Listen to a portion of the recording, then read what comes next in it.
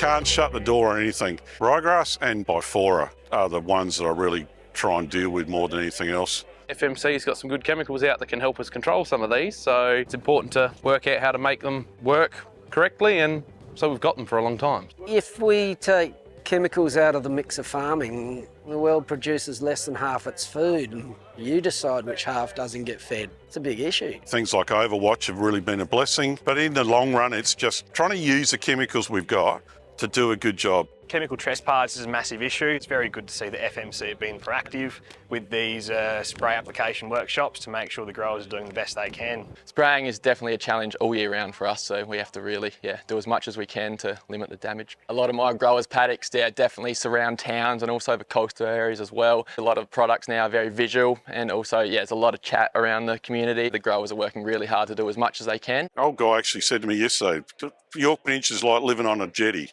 You got the water so close either side, and it just howls, the wind howls down the middle. Every time you get up and you look at your spray jobs, you can't just go, that's my job for the day. You got to look at what the conditions are to begin with, because it might not be today's job. It might be, we got to put that off and I'll go find something else to do. And so spray days are actually a big issue, hence, days like today, because we drifted onto towns. And that's where precision ag and tractors and section control has really come into its own.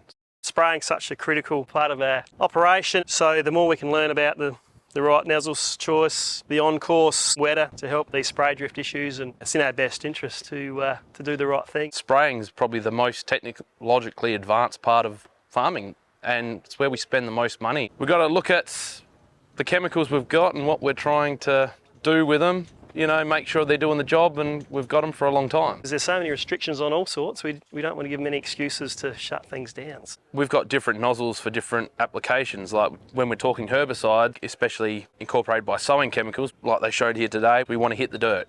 That's where it's got to be, because if it goes, it's not helping us.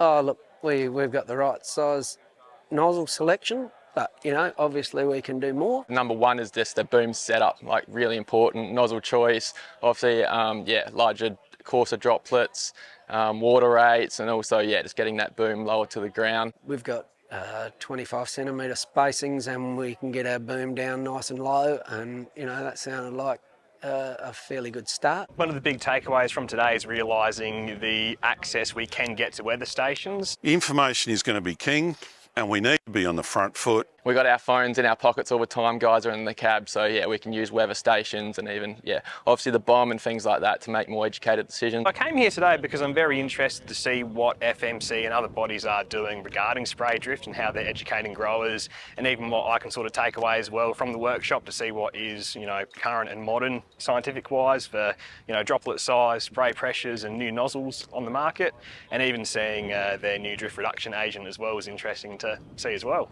All the presentations were really good, very informative. When we're all spraying, the boom's either in front of us or behind us, whereas set up like this, you can actually stand and see the drift, and when DJ put the adjuvant in, created more drift, and then he put the on-course in, and it cut the drift right back. I think it shows two things, like FMC's engaged, but also farmers realise we've got a problem.